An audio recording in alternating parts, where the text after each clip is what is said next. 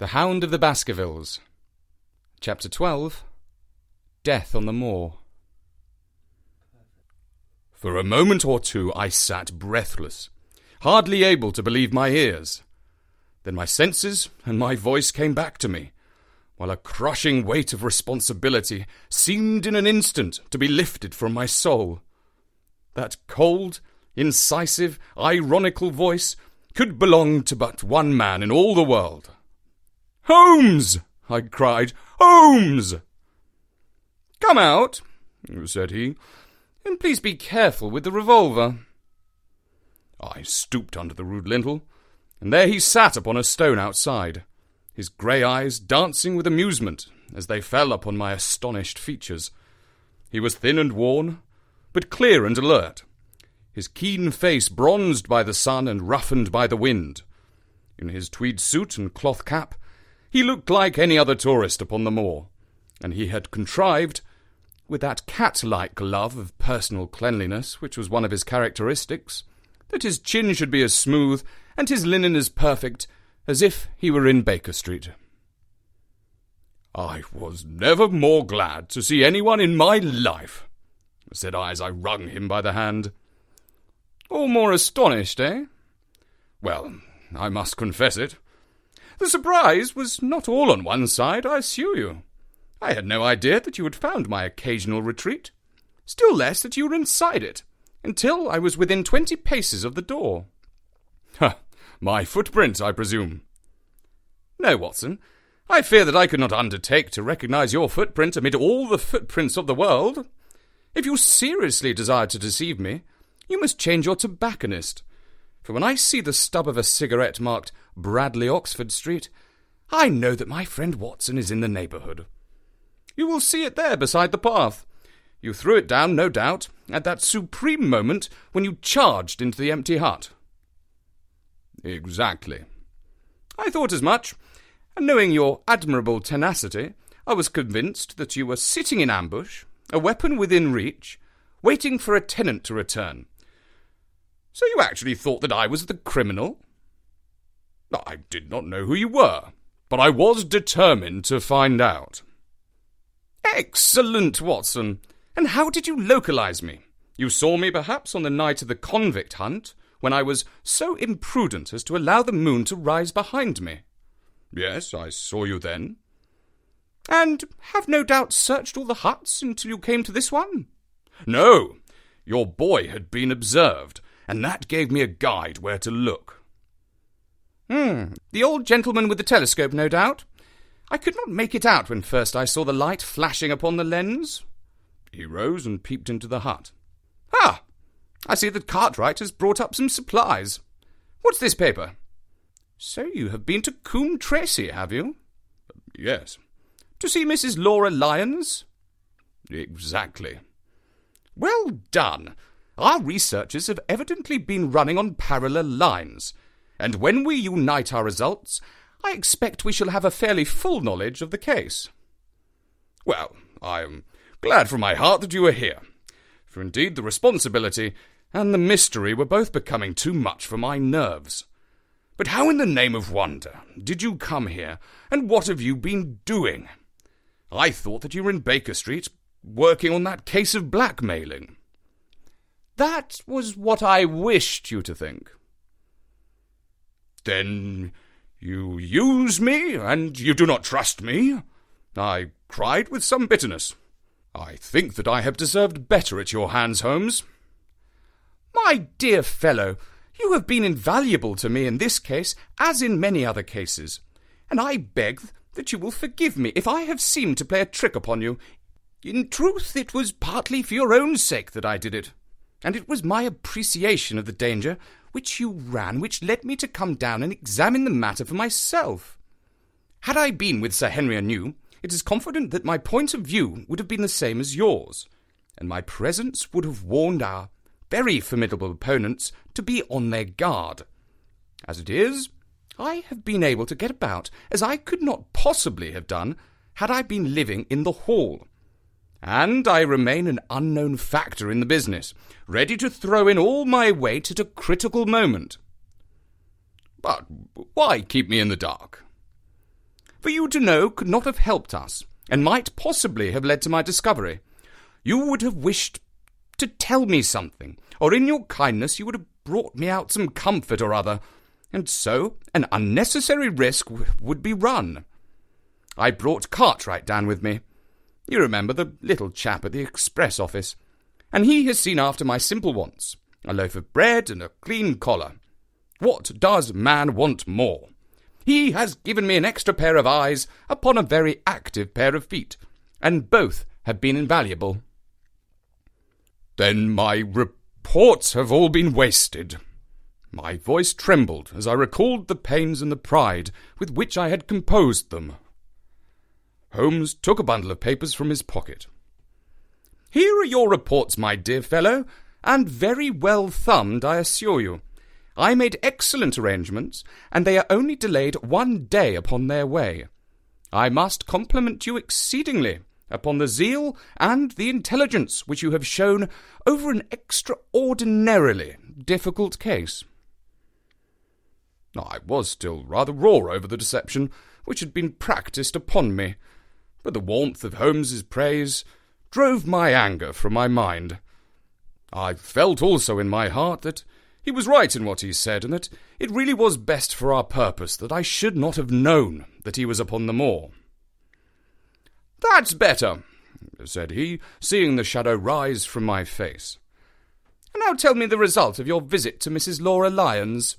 It was not difficult for me to guess that it was her that you had gone to see, for I am already aware that she is the one person in Coombe Tracey who might be of some service to us in the matter.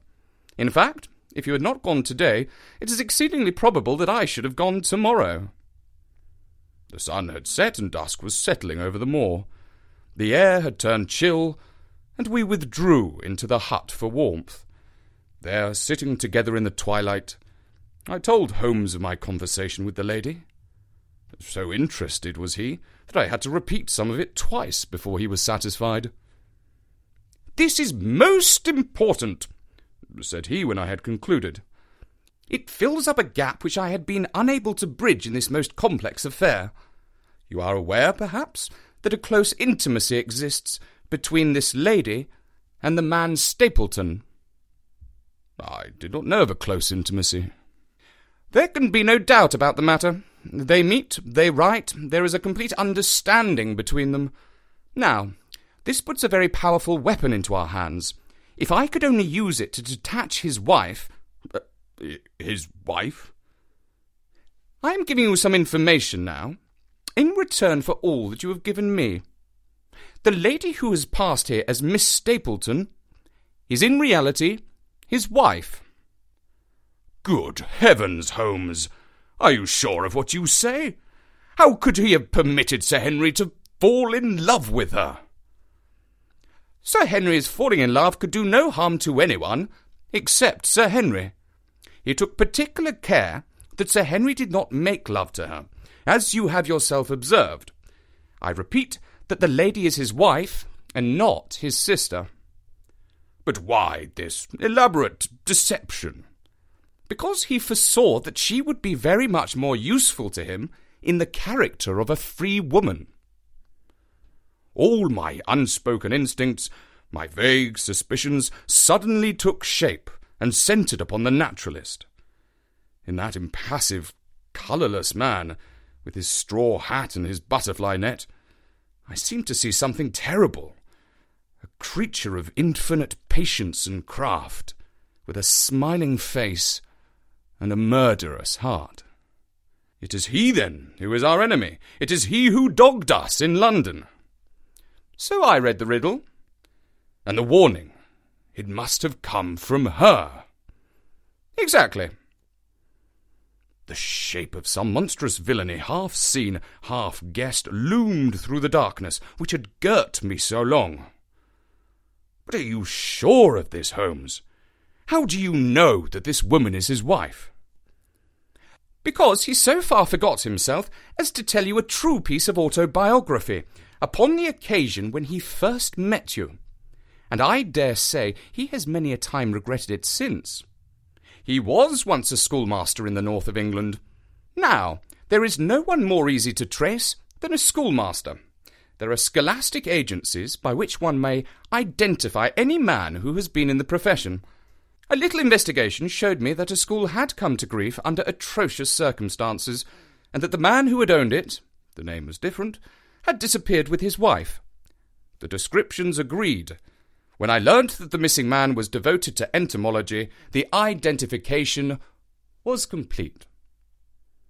The darkness was rising, and much was still hidden by the shadows. If this woman is in truth his wife, where does Mrs. Laura Lyons come in? I asked. That is one of the points upon which your own researches have shed a light. Your interview with the lady has cleared the situation very much. I did not know about a projected divorce between herself and her husband. In that case, regarding Stapleton as an unmarried man, she counted no doubt upon becoming his wife. And when she is undeceived? Why, then we may find the lady of service. It must be our first duty to see her, both of us, tomorrow. Don't you think, Watson, that you're away from your charge rather long? Your place should be Baskerville Hall. The last red streaks had faded away in the west, and night had settled upon the moor. A few faint stars were gleaming in a violet sky. One last question, Holmes, I said as I rose. Surely there is no need of secrecy between you and me. What is the meaning of it all?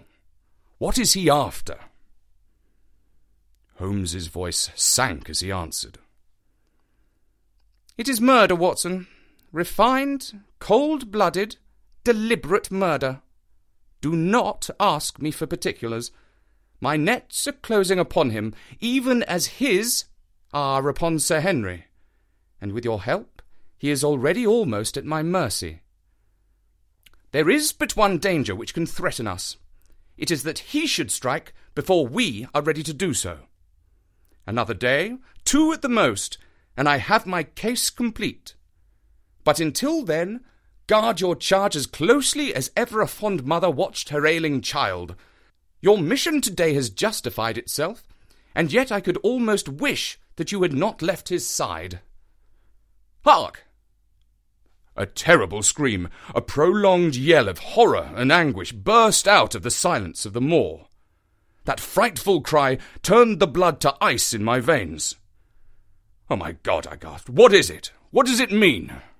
Holmes had sprung to his feet, and I saw his dark, athletic outline at the door of the hut, his shoulders stooping, his head thrust forward, his face peering into the darkness. Hush! He whispered. The cry had been loud on account of its vehemence, but it had pealed out from somewhere far off the shadowy plain.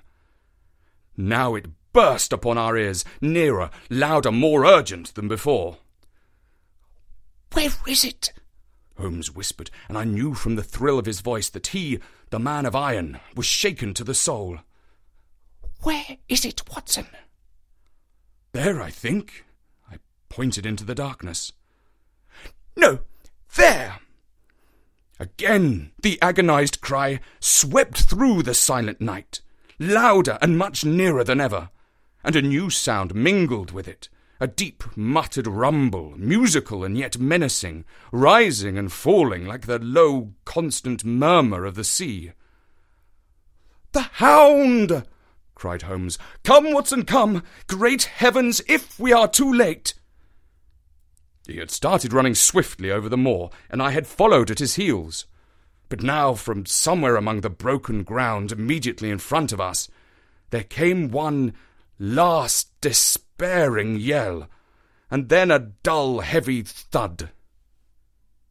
We halted and listened, and not another sound broke the heavy silence of the windless night. I saw Holmes put his hand to his forehead like a man distracted. He stamped his feet upon the ground. "He has beaten us, Watson! We are too late!" No, surely not. Fool that I was to hold my hand!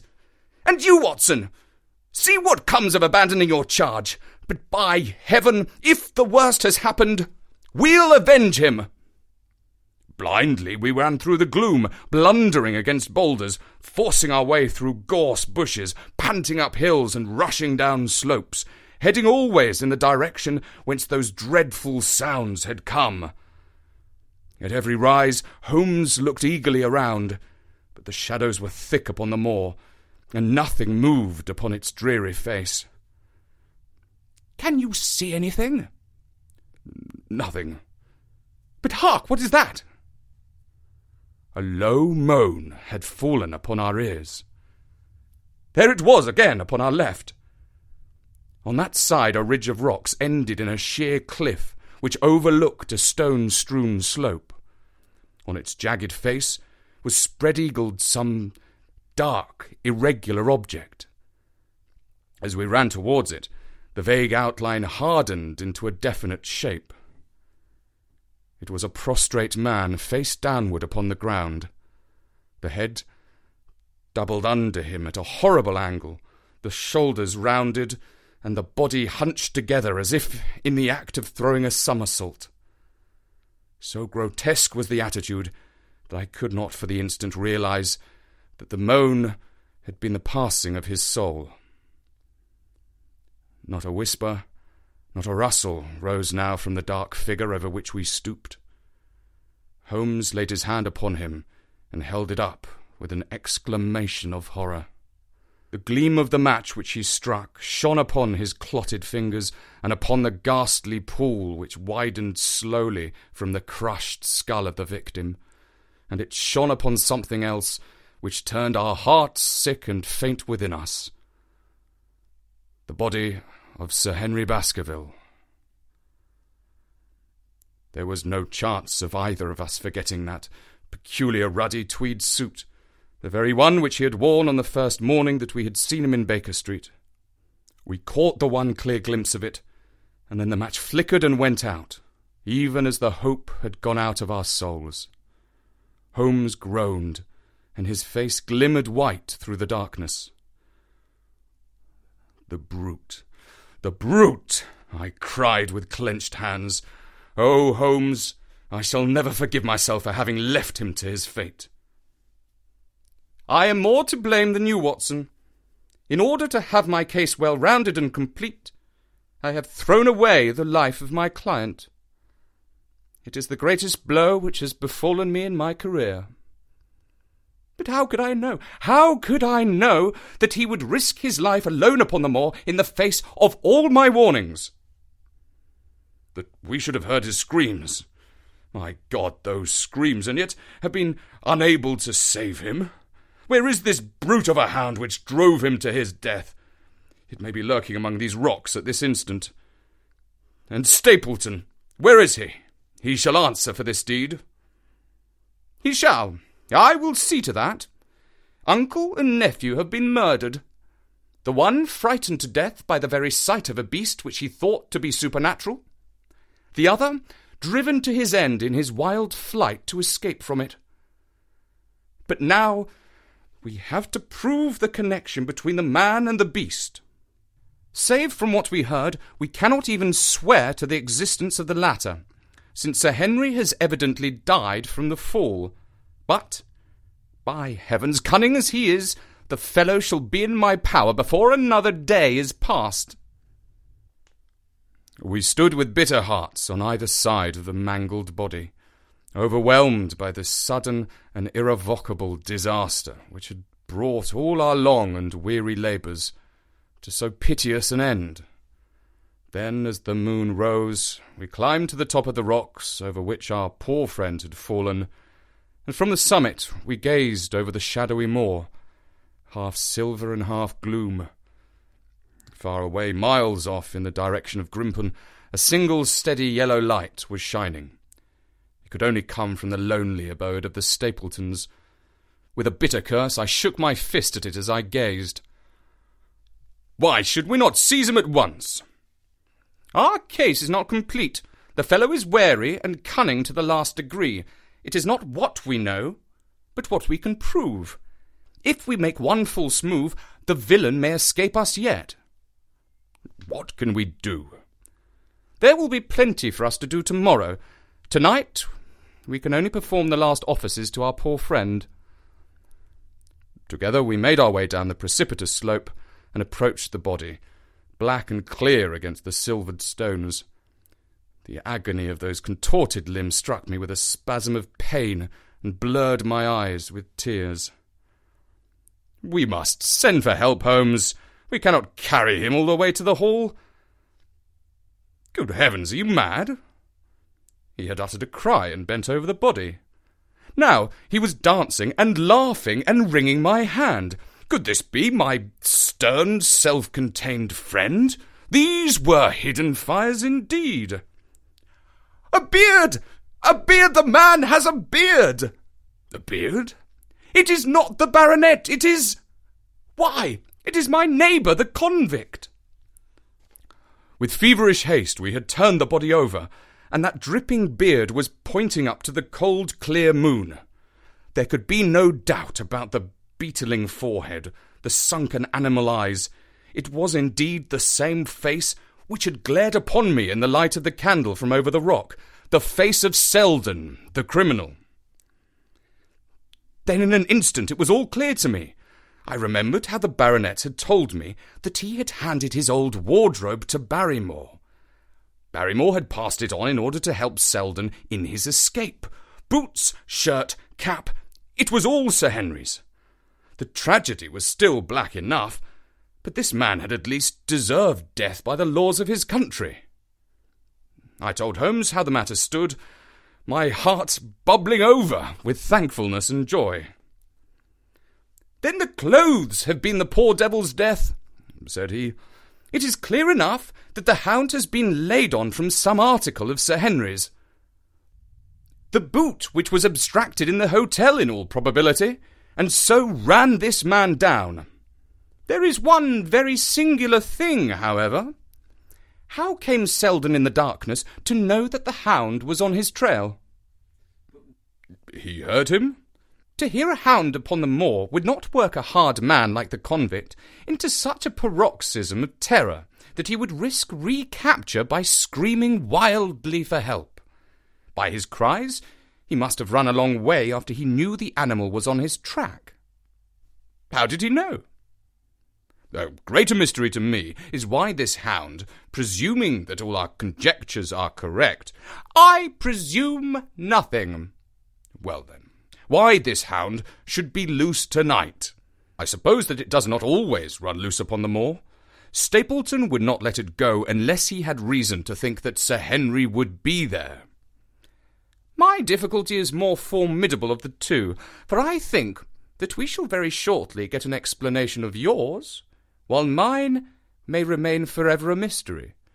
The question now is, what shall we do with the poor wretch's body? We cannot leave it here to the foxes and the ravens. I suggest that we put it in one of those huts until we can communicate with the police. Exactly. I have no doubt that you and I could carry it so far. Hello, Watson, what's this? It's the man himself, by all that's wonderful and audacious. Not a word to show your suspicions, not a word, or my plans crumble to the ground. A figure was approaching us over the moor. I saw the dull red glow of a cigar. The moon shone upon him, and I could distinguish the dapper shape and jaunty walk of the naturalist. He stopped when he saw us, and then came on again. "Why, Dr. Watson, that's not you, is it? You're the last man that I should have expected to see out on the moor at this time of night. But dear me, what's this? Somebody hurt?" "No, don't tell me that it's Sir Henry." He hurried past me and stooped over the dead man. I heard a sharp intake of breath, and the cigar fell from his fingers. Who's this?" he stammered. "It is Selden, the man who escaped from Princetown." Stapleton turned a ghastly face upon us, but by a supreme effort he had overcome his amazement and his disappointment. He looked sharply from Holmes to me. "Dear me, what a very shocking affair! How did he die?" "He appears to have broken his neck by falling over these rocks. My friend and I were strolling on the moor when we heard a cry. I heard a cry also. That was what brought me out. I was uneasy about Sir Henry. Why about Sir Henry in particular? I could not help asking. Because I had suggested that he come over. When he did not come, I was surprised, and I naturally became alarmed for his safety when I heard those cries upon the moor. By the way—" His eyes darted again from my face to Holmes's. "Did you hear anything else apart from a cry?" "No," said Holmes. "Did you?" "No." "What do you mean, then?" "Oh, you know the stories that the peasants tell about a phantom hound and so on. It is said to be heard at night upon the moor. I was wondering if there were any evidence of such a sound tonight." "We heard nothing of the kind," said I. "And what is your theory of this poor fellow's death?" "I have no doubt that anxiety and exposure have driven him off his head. He has rushed about the moor in a crazy state, and eventually fallen over here and broken his neck."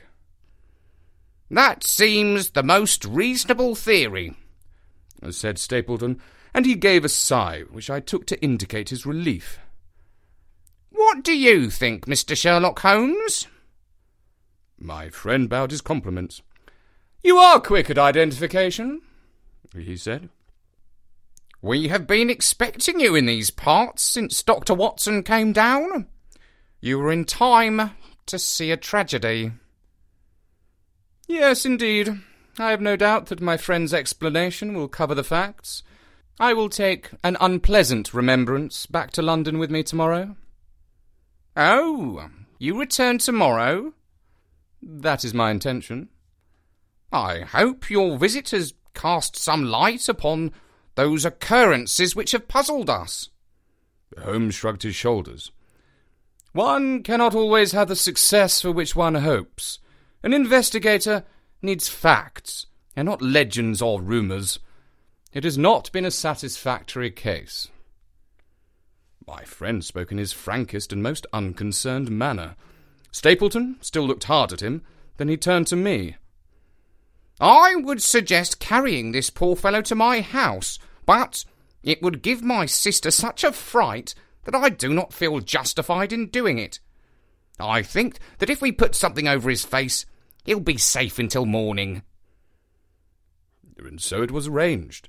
Resisting Stapleton's offer of hospitality, Holmes and I set off to Baskerville Hall, leaving the naturalist to return alone. Looking back, we saw the figure moving slowly away over the broad moor, and behind him that one black smudge on the silvered slope, which showed where the man was lying, who had come so horribly to his end.